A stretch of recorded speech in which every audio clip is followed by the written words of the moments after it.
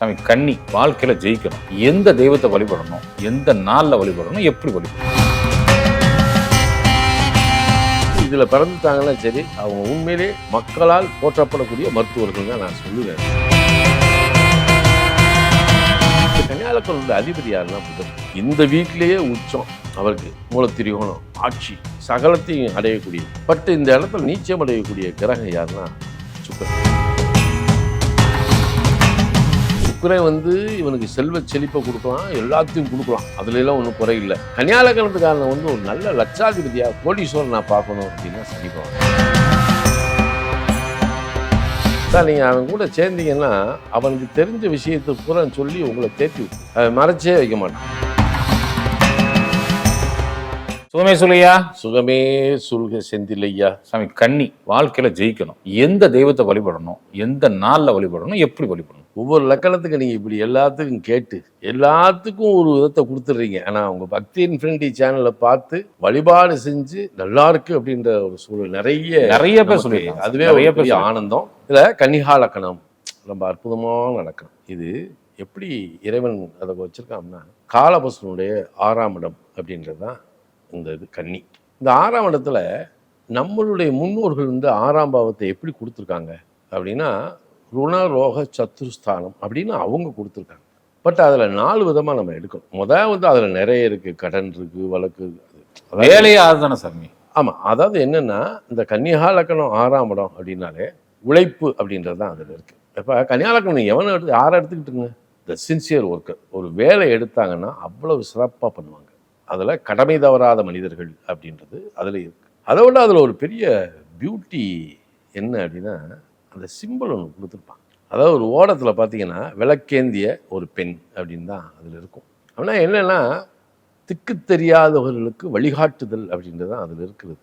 நீங்கள் கன்னிகா லக்கணத்தில் பிறந்தவனை, கன்னியில் பிறந்தவனை நண்பனாக கொண்டவன் பாக்கியசாலி அப்படின்னு ஒரு தத்துவம் இதில் இருக்குது. சார் நீங்கள் அவன் கூட சேர்ந்தீங்கன்னா அவனுக்கு தெரிஞ்ச விஷயத்தை பூரா சொல்லி உங்களை தேத்தி விட்டுருவோம். அவன் மறைச்சே வைக்க மாட்டான் வாழ்க்கையில். பட் அவனுடைய காரியம் ஒரு விஷயத்தை எடுத்துக்கிட்டான் அப்படின்னா அதுக்குள்ளே என்னென்ன இருக்குது அப்படின்றத நுட்பமாக பார்க்கக்கூடிய ஒரு தனித்தன்மையான ஒரு ஆத்மா கன்னி தான். அவன் எந்த வேலைக்கு போட்டோம் சார். ஒருத்தன் கண்ணியில் வந்து ஒரு மருத்துவராக இருக்கான்னு வைங்களேன், நோயாளி கொடுத்து வச்சவன்.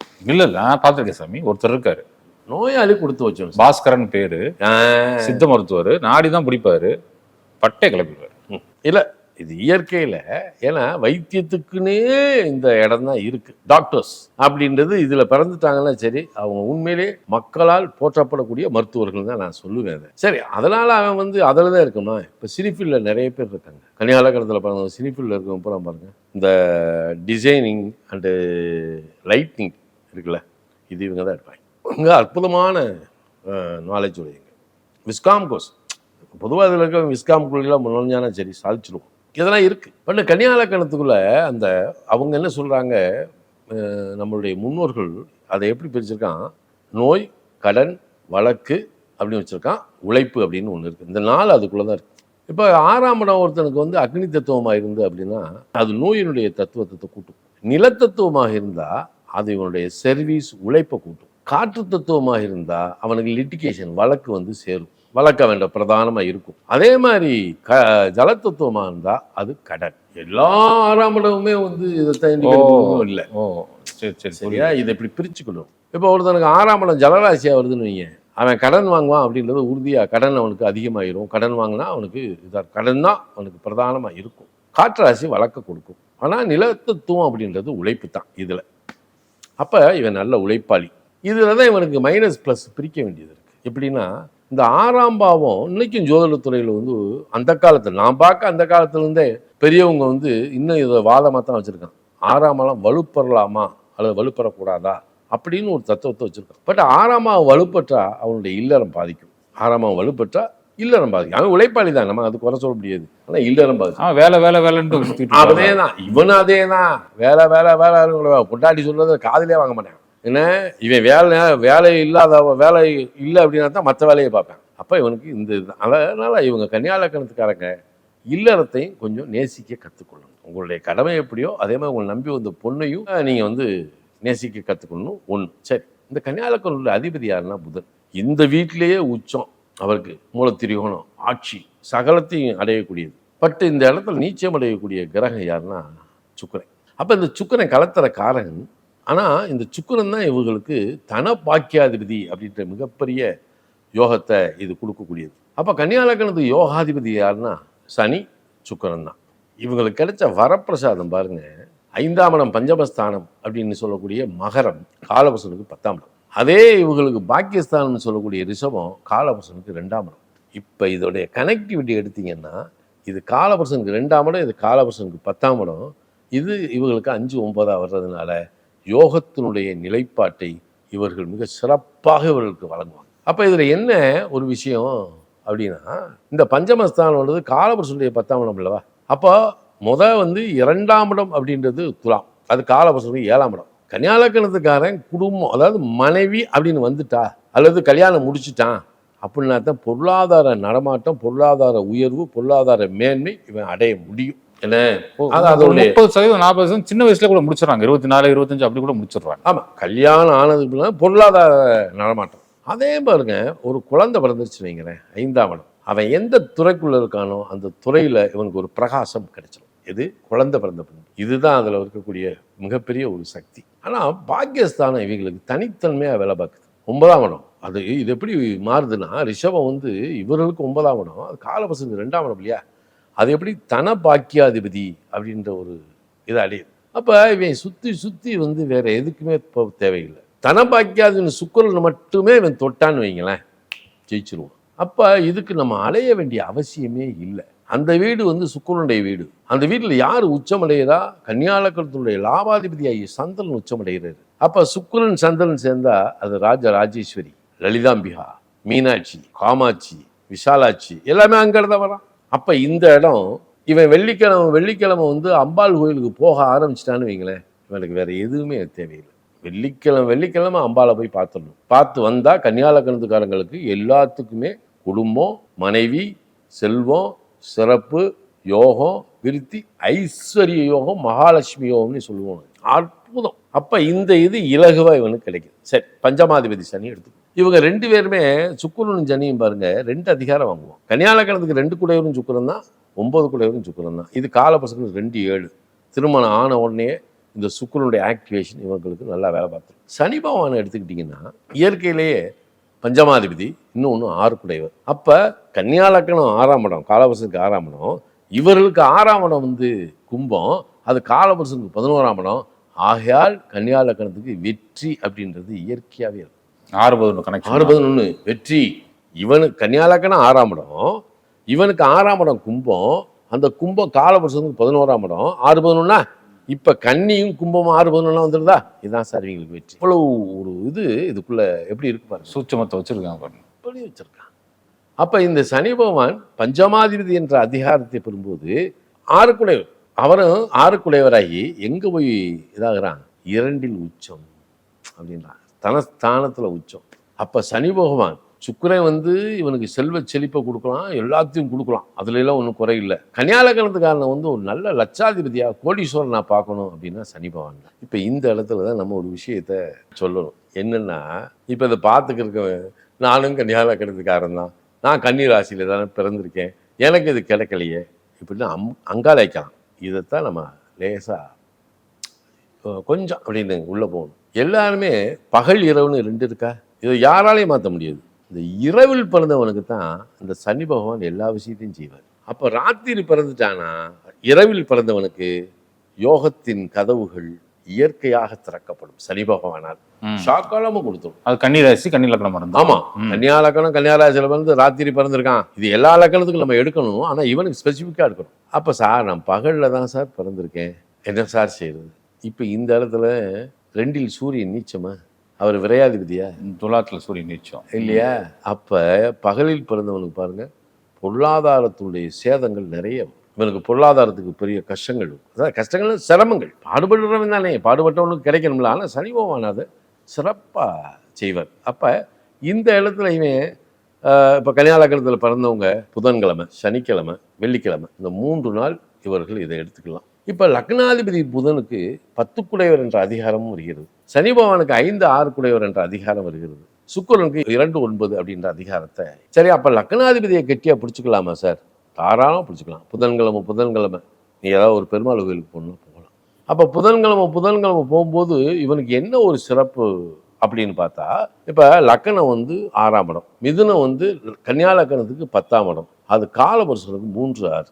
அப்படிங்கும்போது இவன் துறை சார்ந்த நிலையில இவன் நிபுணத்துவனாக இருப்பான். செயல்பாடு சூப்பராக இருக்கும், ஆக்டிவேஷன் சூப்பராக இருக்கும், பாடுபட்டுக்கிட்டே இருப்பான்.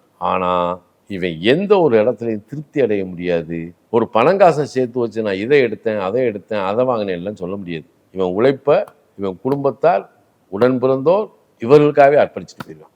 ஆனால் சனி பகவான் அப்படி இல்லை. இப்போ இந்த மகரம் அப்படின்ற வீட்டுக்குள்ளே பார்த்தீங்கன்னா திருவோண நட்சத்திரம்னு ஒரு நட்சத்திரம் இருக்கும். இந்த நட்சத்திரத்தினுடைய அதிபதி யாருன்னா சந்திரன். அவர் உங்களுக்கு லாபாதிபதியா. அப்போ இந்த சனிச்சந்திரன் அப்படின்ற அமைப்பு 5ஆம் இடத்துல இருக்கனால திருவேங்கடத்தான் அப்படின்னு சொல்லக்கூடிய வெங்கடாஜலபதி இருக்கு இல்லையா, வெங்கடாஜலபதி வழிபாடு பண்ண இவங்க யோகத்துக்கு போயிடுவாங்க. வெங்கடாஜல வழிபாடு இவங்களுக்கு அற்புத சக்தியை கொடுக்கும். இது ஒரு பக்கம். சரி, வெள்ளிக்கிழமை இந்த சுக்கிரனும் சந்திரனும் ராஜராஜேஷன் சொல்லுவோம். இப்போ இயற்கை இதுக்கு இருக்கக்கூடிய கோயில் நம்ம தமிழ்நாட்டில் எங்கே இருக்குது அப்படின்னா, கும்பகோணம் பக்கத்தில் நம்ம திருமைச்சூர் அப்படின்னு ஒரு கோயில் இருக்குது, காரைக்கால் போகிற வழியில். அந்த திருமைச்சூருக்கு வந்து போயிட்டு வரணும், லலிதாம்பிகா. அங்கே போய் அம்பாளுக்கு நல்ல ஒரு குங்கும அர்ச்சனை பண்ணி அந்த இடத்துல பிரார்த்தனை பண்ணிட்டு வந்தாலே இவர்களுக்கு சகல விதமான சௌபாக்கியங்களையும் கொடுக்க ஆரம்பிச்சிடும்.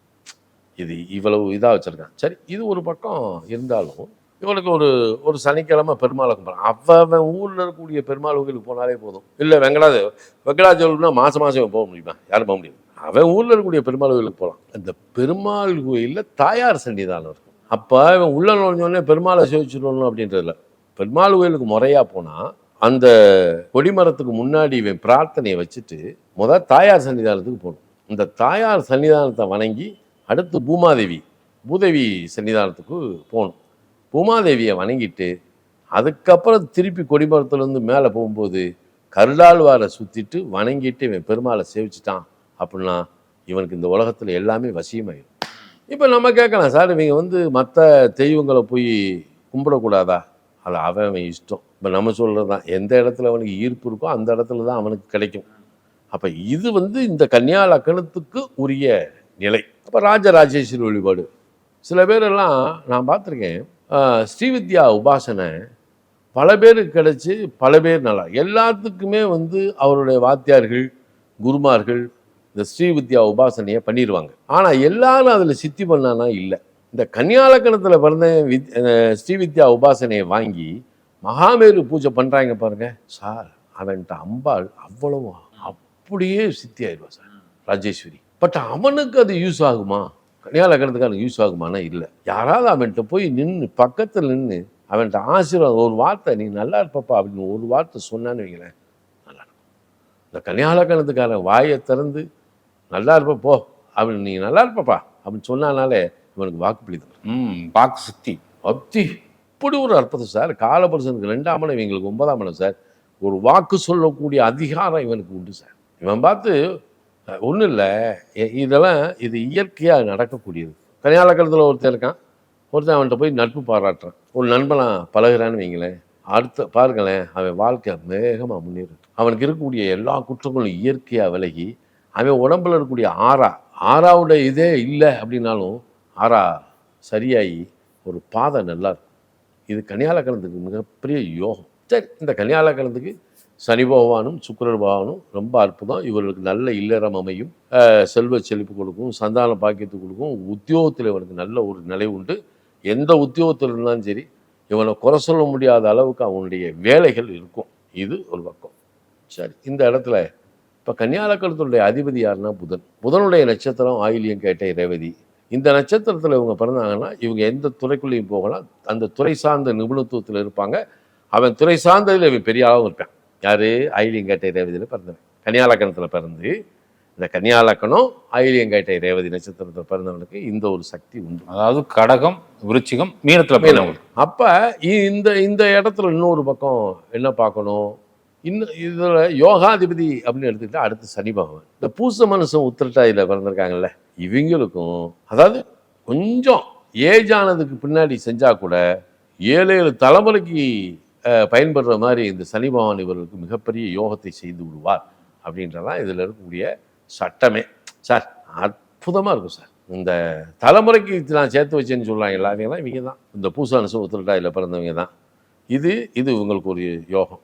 இன்னொன்று யோகாதிபதி சுக்கிரன் 9 குல பாக்கியாதிபதி தனபாக்கியாதிபதி. அப்போ பரணிபுரம் புராண நட்சத்திரத்தில் பிறந்தவங்களுக்கும் இயற்கையாக அந்த யோகத்தை செய்யணும். அப்போ இந்த பரணிபுரம் புராண நட்சத்திரத்தில் பிறந்தவங்களுக்கு ஒரு சில இடத்துல என்ன நடக்குது லௌகிய வாழ்க்கையில், கன்னியாலக்கணம் பரணிபுரம் புராணம் இந்த நட்சத்திரத்தில் பிறந்தவங்களுக்கு மருதாரம் அப்படின்றது ஒன்று அமைஞ்சிருது. ஆனால் மருதாரம் அமைஞ்சவனுக்கு பார்த்தீங்கன்னா அவன் அதுக்கப்புறம் தான் சார் செல்வத்துக்கே வரேன். அதுக்காக எல்லா பேரும் மருதாரம்னு பேராகிடா, அது வேற இருக்கு. என்ன அப்படின்னா இதில் நம்ம இன்னொரு விஷயத்தையும் சொல்லணும். இப்போ அவங்க கேட்பாங்க, அப்போ மருதாரம் முடித்தவனுக்கு யோகம் கொடுக்குன்னா அப்போ முதல் தாரம் முடித்தவனுக்கு எதுவும் விதிவிலக்கு இல்லையா அப்படின்னு கேட்கலாம். இதில் ஒரு நல்ல ஒரு விஷயத்தை நான் சொல்லிடுறேன். ஏன்னா இந்த உலகத்தில் இருக்கக்கூடிய அனைவருக்கும் பயன்படும்படியாக ஒரு விஷயத்தை சொல்லணும். எப்படின்னா இந்த கன்னியாலக்கணத்தில் பிறந்தவன் வைகாசி மாதம் கல்யாணம் ஆனவன் வைகாசி மாதம் நல்ல முகூர்த்தத்தில் அவன் மனைவிக்கு தாரா பொருத்தம் பார்த்து ஒரு நல்ல முகூர்த்தம் குறித்து சுமங்கலி பூஜை பண்ணி ஒரு மருமாங்கல்யம் போடுறான்னு வைங்களேன், அதுக்கப்புறம் அவன் குடும்பத்தில் மகாலட்சுமி வாசம் செய்வான். இது இவ்வளோ பெரிய விஷயம் இருக்கு. எந்த கோயிலில் போகணும் சாமி? பெருமாள் கோயில்லையா? வீட்டிலே பண்ணலாம் சார். வீட்டில் கோயிலில் தான் பண்ணணும் இல்லை. வீட்டில் நல்லா 6 சுமங்கலி பெண்களை கூப்பிட்டு சுமங்கலி பெண்களுக்கு தட்டு வச்சு முதல் நாளே இந்த வெறும் மஞ்ச கயத்தை போட்டு அந்த செயினோ தாலியோ கழட்டி புதுத்தாலி, அது புதுத்தாலி செய்யணும். புதுத்தாலியை கோர்த்து பழைய தாலியில் இருக்கக்கூடிய காசு குண்டு துட்டு அதெல்லாம் ஒன்று சேர்த்துக்கலாம். சேர்த்து நல்லா வீட்டில் வச்சு நல்லா எல்லாம் நம்ம சாமி படங்களுக்கு பூரா நல்லா பூ போட்டு விளக்கேற்றி, விளக்கெல்லாம் அந்த நேரத்தில் விளக்கெல்லாம் விலைக்கு தான் வைக்கணும். விலைக்கு வச்சு தேங்காய் பழம் உடைச்சி நல்ல ஒரு சக்கரை பொங்கல் வச்சு, ஒன்றும் இல்லை கன்னியாலக்கணத்துக்காரன் வெள்ளிக்கிழமை வீட்டில் சக்கரை பொங்கல் வச்சு அவன் தெய்வத்துக்கு நெய்வேத்தியம் பண்ணி பிள்ளைகளோட சாப்பிட சொல்லுங்க. அவன் வீட்லேயும் செல்வ செழிப்பு வச்சு அந்த சுமங்கலி பொண்ணுகள் கொடுத்து அனுப்பிச்சிட்டு அதுக்கப்புறம் ஆமாம் இதை என்ன செய்யணும், சக்கரை பொங்கல் வச்சு எல்லாம் நெய்வேத்தியம் பண்ணிட்டு இந்த தட்டை எடுத்து அந்த சுமங்கலி பெண்கள் 6 பேர் இருக்காங்கல்ல அவங்க தான் அந்த செயின் எடுத்து அந்த பிள்ளைக்கு, அதாவது முதல் மாப்பிள்ளை மாலை போடணும், அதுக்கடுத்து சுமங்கலி பெண்கள் அந்த தாலி எடுத்து போடணும். போட்டு மற்ற அந்த சுமங்கலி தட்டை அந்த சுமங்கலி பெண்களுக்கு கொடுத்து இந்த அம்மா ஆசீர்வாதம் வாங்கிக்கணும் சார். அப்படி இருக்கும் சார் வாழ்க்கை. அப்படி வாழ்க்கை. என்ன காரணம்? நான் ஏன் கன்னியாலக்கணத்துக்கு இந்த மருமாங்கல்யம் போடுங்க அப்படி சொல்றதுக்கு என்ன காரணம்னா, 7ஆம் இடமாகிய மீனத்தில் லக்னாதிபதியும் 10 குடையோர் நீச்சமானாலும் கூட பாக்கியாதிபதி சுக்கிரன் 7ல் உச்சம். அது ஒரு ரெட்டப்பட ராசி. இதை பண்ணினால அவ்வளவு அற்புதம் அங்கே விளையும். இது இவர்களுக்கு இருக்கக்கூடிய ஒரு மாபெரும் சக்தி. இது ஏன்னா எல்லா லக்கணத்துக்கும் எங்கேயோ ஒரு இடத்துல இறைவன் சூட்சுமமாக வச்சுருக்கான். அதை தொடுறவே நல்லா தான் இருக்கான். என்ன அப்போ இது ஒரு மார்க்கம். சரி, இப்படி வச்சுக்கிடுவோம். இப்போ அதுக்கடுத்து பரணிபுரம் புராணத்தில் பிறந்தவனுக்கு இதை செய்ய சொல்லிட்டோம். இப்போ இதே கன்னியாலக்கணத்தில் பிறந்தவனுக்கு மிருகசிரம் சித்திரை அவிட்ட நட்சத்திரத்தில் பிறந்துடுறான். இப்போ இந்த லக்கணத்துக்கு என்னென்னா திருதி அட்டமாதிபதி செவ்வாய் அட்டமாதிபதி. இப்போ இந்த இடத்துல இந்த அட்டமாதிபதி செவ்வாய் இவங்க வாழ்க்கையில் எவ்வளவு பாடுபட்டாலும் எனக்கு முன்னேற்றம் இல்லை, நான் உழைச்சி ஊர் பயிலுக்கு தான் கொடுக்குறேன், என்னால் பல பேர் நல்லா இருக்கான், ஆனால் நல்லா இல்லை, எனக்கு இவ்வளோ கஷ்டம் இருக்கே அப்படின்னு சொல்கிறவனும், கூட பிறந்தவங்களால் நான் ஏமாற்றப்பட்டு நான் ரொம்ப கஷ்டப்படுறேனே அப்படின்னு சொல்கிறவங்களும் இந்த மிருகசீரிஷம் சித்திரை விட்டத்தில் பிறந்தவங்க இருக்கத்தான் செய்யும். இவங்க என்ன செய்யணும்னா, இயற்கையில் திருமணம் அப்படின்றது ஒன்று நடந்த உடனே இவங்க பேரில் எதுவும் இல்லாமல் கிடைக்கிற காசை பொண்டாட்டிகையில் கொடுத்துட்டு பொண்டாட்டி நிர்வாகம் பண்ண வச்சுட்டு இவங்க சில நிர்வாகம் பண்ணுறாங்கன்னு வைங்களேன், அது நல்லாயிருக்கும். இது மிருகசீரிஷம் சித்திரை விட்டத்தில் பிறந்தது. புனர்பூசம் விசாகம் புரட்டாதியில் பிறந்தவங்களுக்கு அதாவது எப்படின்னா, இது ஒரு இஸ் ஈக்குவல் டு அப்படி சமமான நிலை வாழ்க்கை இருக்கு இல்லையா, அது இந்த புனர்பூசம் விசாகம் புரட்டம். ஏன்னா சுகசப்தமாதிபதி அந்த இடத்துல மனைவியே நல்ல உத்தியோகத்தில் இருக்கிறவங்களுக்காக, மனைவி பேரில் தொழில் செய்கிறவங்களுக்காக, மனைவி பேரில் பேங்க் சம்மந்தப்பட்ட ஃபினான்ஷியல் சம்மந்தப்பட்ட வச்சவங்களும் நல்லா இருப்பாங்க. இல்லை சில பேர் மனைவியே சிஓ ஆக்கிடுறாங்களே. ஆமாம், சிஓ ஆக்கி நிறுவனத்துக்கு அவங்களே தலைவர் ஆக்கிறாங்க. அதான் இந்த புனர்பூசம் விசாகம் புரட்டாதி இருக்கே, அது சுகசப்தமாதிபதி. அது மனைவிக்கு 7-10 குடை, மனைவிக்கு 1-10 குடைவர். அதனால் அந்த இடத்த இவங்க.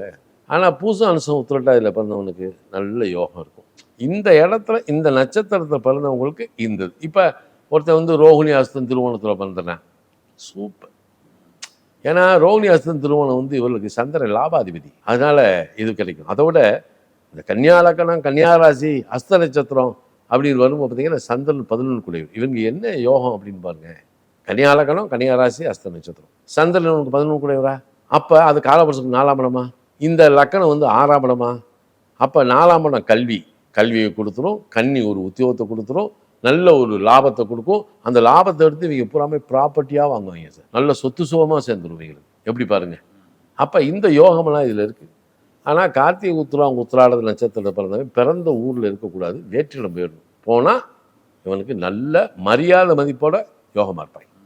இப்படி இந்த கன்னியா லக்னத்துக்குள்ள இவ்வளவு விஷயம் இருக்குது.